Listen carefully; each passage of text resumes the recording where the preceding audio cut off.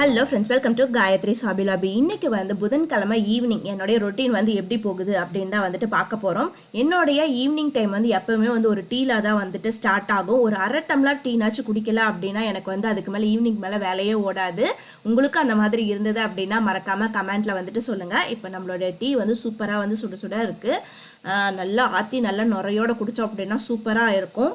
So நான் குடிச்சிட்டு வந்துட்டு டீ குடிச்சிட்டு வந்துட்டு சுறுசுறுப்பாக என்னோடய வேலையை வந்து ஸ்டார்ட் பண்ண போகிறேன். அதுக்கு முன்னாடி இந்த பவிஷ்னா குட்டி மட்டும் பார்த்துருங்க. எல்லாரும் பவிஷ்னா பாப்பாவை பார்த்து ரொம்ப நாள் ஆகுதுல்ல. பாப்பா ஸ்கூல் போயிட்டு இருக்கனால இப்போ அவளை வந்து காட்டவே முடியல. இங்கே பாருங்கள் என்ன சேட்டை பண்ணிட்டு இருக்கான்னு. என்னுடைய டாப் எடுத்து போட்டுட்டு ஹாய் சொல்லிடு எல்லாருக்கும். ஹாய் இதை எடுத்துட்டு ஹாய் சொல்லி அப்போ ஹாய் ஹாயா எல்லாரும் எப்படி இருக்கீங்க கேளு. எல்லாரும் எப்படி இருக்கீங்க? இப்படிதான் என்னோட டாப் எடுத்து போட்டுட்டு மேடம் வந்து சேட்டை பண்ணிட்டு இருக்காங்க. மேக்கப் வேற இதுல அங்க பாருங்க அவங்க பண்ண மேக்கப் விழுந்துராத மேக்கப் வேற பண்ணிட்டு இருக்காங்க. செம ஓல் பிள்ளையா இருக்குது இந்த பிள்ளை. சரி நம்ம டீ குடிச்சிட்டு வந்து அடுத்ததான் சமைக்கிற வேலையை பார்ப்போம். இன்னைக்கு வந்து ஈவினிங் வந்து என்னென்ன செய்ய போறாங்க. டீ குடிச்சிட்டு வந்து ஹஸ்பண்ட் வந்து ஆஃபீஸ்ல இருந்து வராங்க. ஸோ சுட சுட சிக்கன் சூப் செஞ்சு கொடுத்தோம் அப்படின்னா சர்ப்ரைஸ்க்கு அடுத்த மாதிரி வந்துட்டு ஆயிரும். ஹஸ்பண்ட்க்கு சதீஷ்க்கு வந்து பார்த்தீங்க அப்படின்னா சிக்கன்லாம் வந்து ஃபேவரட், ரொம்ப ரொம்ப பிடிக்கும். ஸோ சிக்கன் சூப் வச்சு தரலாம் அப்படின்னு வந்துட்டு இருக்கேன். எனக்கு சிக்கன் ரெசிபி தான் செய்யலான் இருக்கேன். டீ குடிச்சிட்டு வந்து செய்யலாம். அவ்வளோதான் ஃப்ரெண்ட்ஸ், டீ குடிச்சு முடிச்சாச்சு. இப்போ நான் வந்து சூப் வைக்க வந்து ஸ்டார்ட் பண்ண போகிறேன். குக்கரில் தான் இன்றைக்கி வந்துட்டு சிக்கன் சூப் வந்துட்டு வைக்க போகிறேன். அதுக்கு வந்து நல்லெண்ணெய், சிக்கன் செய்யும்போது வந்துட்டு ஆல்ரெடி சொல்லியிருக்கேன், சிக்கன்னாவே வந்து நல்லெண்ணெயில் செஞ்சால் தான் நல்ல ஒரு டேஸ்ட் வந்துட்டு கொடுக்கும். இப்போ எண்ணெய் வந்து கொஞ்சமாக ஆட் பண்ணிவிட்டு கடுகு, சீரகம், சோம்பு இது மூணும் வந்துட்டு ஆட் பண்ணிக்க போகிறேன். உங்களுக்கு அளவெல்லாம் நான் வந்துட்டு டிஸ்கிரிப்ஷன் பாக்ஸில் வந்துட்டு கொடுக்குறேன்.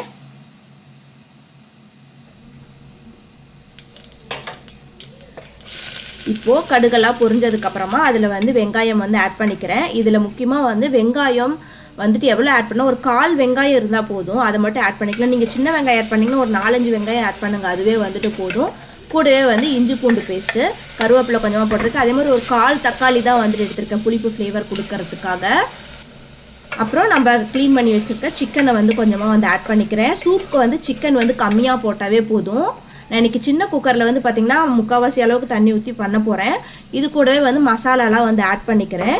உப்பு, மஞ்சள் தூள், மிளகாத்தூள், அப்புறமா வந்துட்டு இது கரம் மசாலா அது வந்துட்டு ஆட் பண்ணிக்கிறேன். இது எல்லாமே உங்களுக்கு கண்டிப்பாக டிஸ்கிரிப்ஷன் பாக்ஸில் வந்து அளவு வந்துட்டு தரேன். இது எல்லாமே போட்டு ஒரு கொதி வந்ததுக்கப்புறமா தேவையான அளவு தண்ணி ஊற்றிக்கோ. நான் வந்து ஒரு 3/4 லிட்டர் ஆகிற மாதிரி வந்து தண்ணி வந்து ஊற்றிருக்கேன். இது ஒரு கொதி வந்ததுக்கப்புறமா உப்பு காரம் செக் பண்ணி பார்த்துட்டு மூடி போட்டு வந்துட்டு வச்சிடலாம். சதீஷ் வந்துட்டாங்க. வந்துட்டு என்னை வீடியோ எடுக்க விடாமல் 2 பேரும் அப்பாவும் பொண்ணும் சேர்ந்து ஒரே விளையாட்டு பாருங்களேன். இங்கேயே விளையாடிட்டு இருக்காங்க. ஆனால் வீடியோக்குள்ளே வர சொன்னாலும் வந்து வீடியோவில் வந்து வரக்கூடாதாமா. ஆனால் வந்துட்டு நான் வீடியோவும் எடுக்க விடாமல் என்னை வந்து டிஸ்டர்ப் பண்ணிகிட்டு இருக்காங்க. ஓகே, இப்போ வந்து மூடி போட்டுட்டு ஒரு 3லேருந்து 4 விசில் வந்தது அப்படின்னாவே நம்மளுடைய சிக்கன் சூப் வந்துட்டு ரெடி ஆயிரும். இப்போ பவிஷ்னா வந்து ஒரு வேலை பண்ண போகிறா. அவங்க அப்பாவை ஏமாத்துறதுக்காக ஒரு வேலை. இதில் என்னையும் வந்து கூட்டணி சேர்த்திருக்காங்க.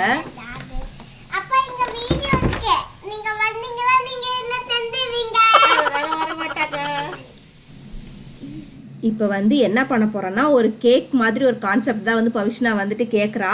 கேக் வந்து அவங்க அப்பா வந்து கட் பண்ணுமா, அதுக்கு பதிலாக பலூனை வச்சு அவள் வந்து ஒரு கேம் வந்து பண்ண போகிறா. பலூனில் வந்துட்டு க்ரீம் போட்டு நம்ம வந்து கேக் மாதிரி கொடுக்கணும், அப்பா வந்து கட் பண்ணணும் அப்படின்னு சொல்லி இது வந்து ரொம்ப நாளாக அடம் பண்ணி கேட்டுட்ருக்கா. சரி ஓகே இன்னைக்கு பண்ணிடலான்னு சொல்லிட்டு க்ரீமுக்கு வந்து நாங்கள் என்ன யூஸ் பண்ணுறோன்னு பார்த்தீங்கன்னா அவரோடதே எடுத்து அவருக்கே வந்து ஆஃப் வைக்க போகிறோம். ஃபோமிங் க்ரீம் தான், ஷேவிங் ஃபோம் இருக்கு இல்லையா, அதை தான் வந்து எடுத்து யூஸ் பண்ணுறோம்.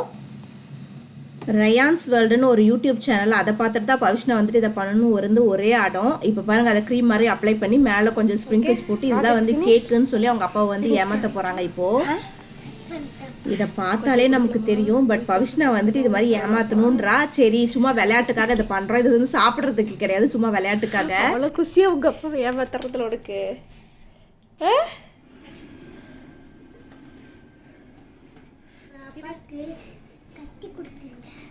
It's a balloon. No, you have to cut this. Cut பண்ணுமா? குத்திட்டுமா? கண்ணை மூடிக்க தள்ளிக்கோங்க.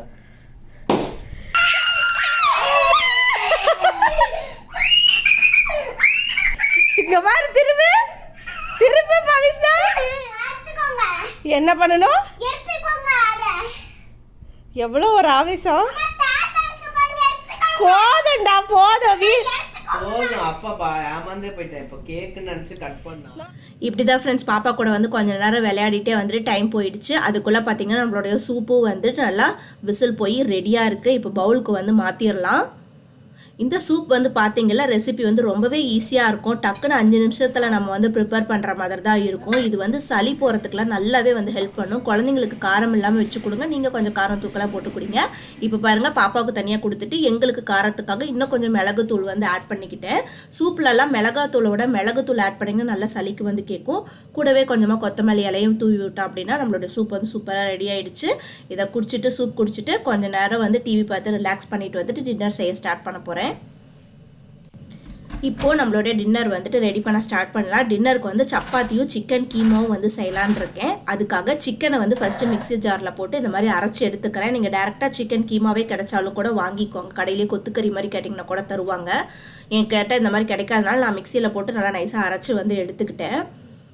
அதுக்கப்புறமா வந்துட்டு இந்த மிக்சர் ஜார் இருக்கும் இல்லையா, அதில் சிக்கன் போட்டு அரைச்சனால ஸ்மெல் வந்துட்டு கொஞ்சம் ஹெவியாக வரும். ஸோ உடனேவே சோப் லிக்விட் போட்டுட்டு கொஞ்சமாக தண்ணி ஆட் பண்ணி உடனே ஒரு டைம் ஒரு பல்ஸ் மோடில் வந்துட்டு ஒரு டைம் அரைச்சி எடுத்துட்டிங்க அப்படின்னா உங்களுக்கு வந்து அந்த சிக்கனோட ரா ஸ்மெல் போய் உடனே சோப் ஸ்மெல் வந்துடும். இந்த டிப் வந்து கண்டிப்பாக வந்து ஃபாலோ பண்ணுங்கள். அதுக்கப்புறம் நார்மல் வாஷ் எப்பயும் போல் வந்து இன்னொரு டைம் பண்ணணும்.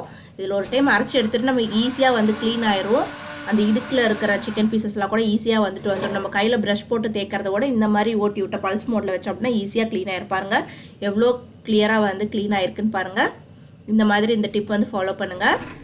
இப்போது அதை அரைச்சி வச்சுட்டு அப்புறமா ஃபஸ்ட்டு சப்பாத்திக்கு வந்து மாவு பிசைஞ்சு வச்சிடலாம் அப்படின்னு சொல்லி அதான் ரெடி பண்ணிகிட்ருக்கேன்.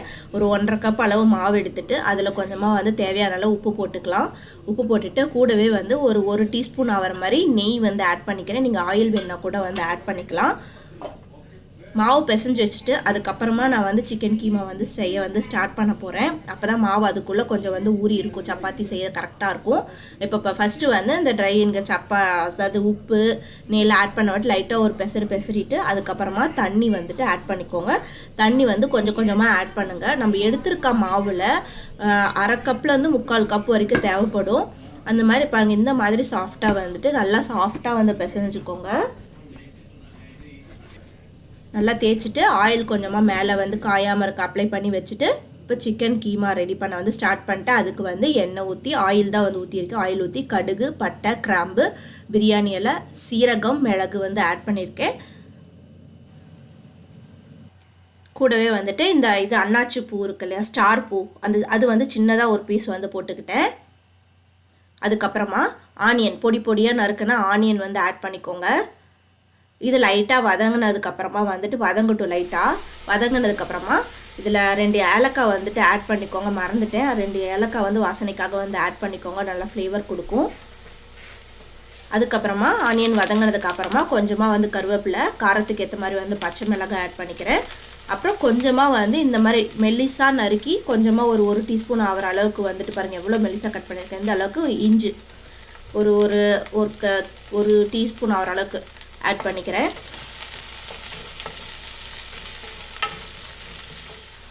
கலந்து விட்டதுக்கப்புறமா தக்காளி வந்து ஆட் பண்ணிக்கிறேன். ஒரு தக்காளி வந்து ஆட் பண்ணிக்கிறேன். கூடவே வந்து 1 டீஸ்பூன் வந்து இஞ்சி பூண்டு பேஸ்ட் வந்துட்டு ஆட் பண்ணிக்கலாம். ஆட் பண்ணி நல்லா கலந்து விட்டுருங்க. கலந்து விட்டுட்டு நம்ம வந்துட்டு அடுத்ததாக வந்து மசாலாலாம் இதில் வந்து ஆட் பண்ணிக்கலாம்.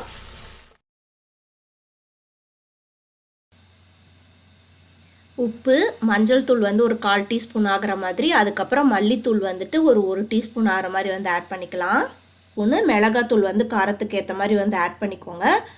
அப்புறமா வந்துட்டு இது கரம் மசாலா கொஞ்சமாக வந்து ஆட் பண்ணிக்கோங்க. கரம் மசாலா வந்து கொஞ்சம் தூக்கலாக போட்டுக்கோங்க. 1.5 டீஸ்பூன் ஆகிற மாதிரி போட்டுக்கோங்க. அப்போ கொஞ்சம் நல்லா வந்து டேஸ்ட் கிடைக்கும் நமக்கு. இதில் நான் சிக்கன் மசாலாலாம் ஆட் பண்ணலை, வெறும் கரம் மசாலா அப்புறம் அந்த ஸ்பைசஸ் போட்டிருக்கல அதோட ஃப்ளேவர் தான் இதில். பாருங்கள், இந்த அளவுக்கு நல்லா மசிஞ்சதுக்கப்புறமா நம்ம அரைச்சி வச்சுருந்த சிக்கனை வந்து ஆட் பண்ணிக்கலாம். சிக்கன் போட்ட உடனே நல்லா கொஞ்சம் உதிர்த்து விட்டு தேவையான அளவு தண்ணி ஊற்றி மூடி போட்டு வச்சுருங்க. ஒரு 15 நிமிஷத்துலேயே வந்து ரெடி ஆயிரும். இது ரெடி ஆகிற கேப்பில் சப்பாத்தி தேய்ச்சிடலாம்.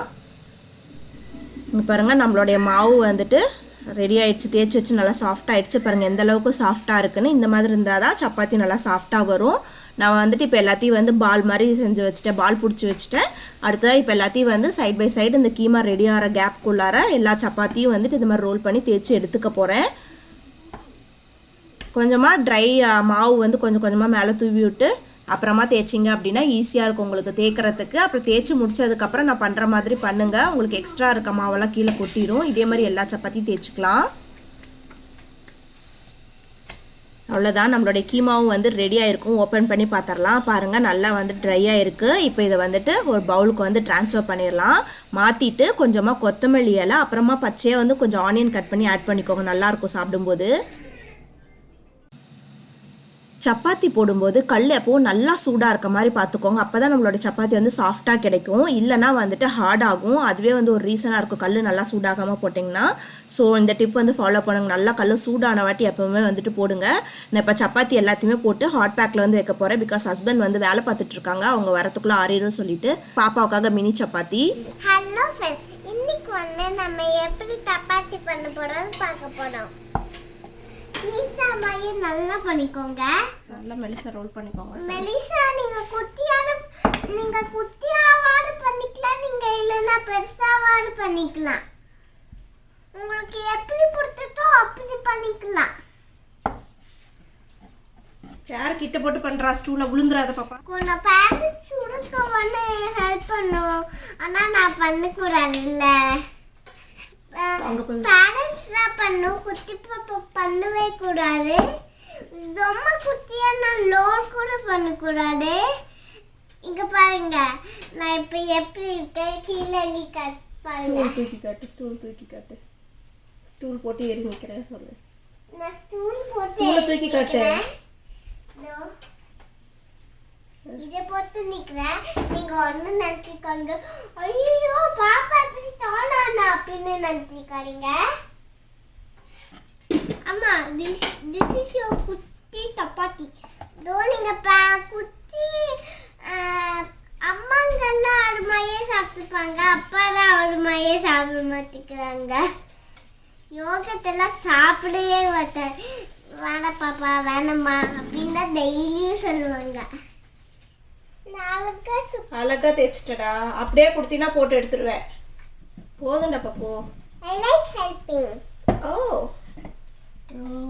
இந்தாங்கம்மா. ஐயோ டாக்கோஸ் மாதிரி வந்து. வா பவிஷ்ணா பாப்பா சூப்பரா சப்பாத்தி தேய்ச்சிட்டா. சிக்கன் சப்பாத்தி போட்டு எடுக்க போறேன் நான். இத நான் சாப்பிட போறேன். எனக்கு தேங்க் யூ. பாப்பா கஷ்டப்பட்டு எஸ்டா கண்டிப்பா பாப்பா கஷ்டப்பட்டு தேய்ச்சதை போய் அம்மா வேணா சொல்லுவேனா? அப்படியெல்லாம் நான் சொல்லல. நீங்களும் மையா அம்மாக்கு ஹெல்ப் பண்ணுங்க. குத்து குழந்தைங்களா என்ன அப்பாவே ஹெல்ப் பண்ணலாம். அப்பா ஹெல்ப் பண்ணுமா? குட்டி ஹஸ்பண்ட் ஹெல்ப் பண்ண சொல்லுங்க. பின்னு இல்ல அடுத்துருங்க. இல்லன்னா என்னைய வந்து கால் பண்ணுங்க. எனக்கு வந்து கால் பண்ணுங்க. எனக்கு கிக் பண்ணிடலாமா? நிறைய ஒரு பஞ்ச் கொடுத்துடலாமா? ஹெல்ப் பண்ணாதவங்கள டிஷ்ஷான்னு ஒரு பஞ்ச் அப்படி சொல்லிடு. எல்லாருக்கும் எல்லா ஆன்டிஸ்க்கும் சொல்லிடு. எல்லா ஆன்டிஸ்க்கும் சொல்றோம். உங்களுக்கு ஹெல்ப் பண்ணா டிஷ் பண்ணீங்க.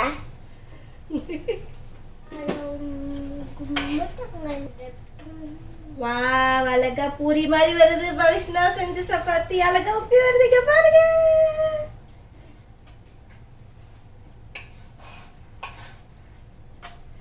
அழகா தேய்ச்சிருக்காருடா பட்டு.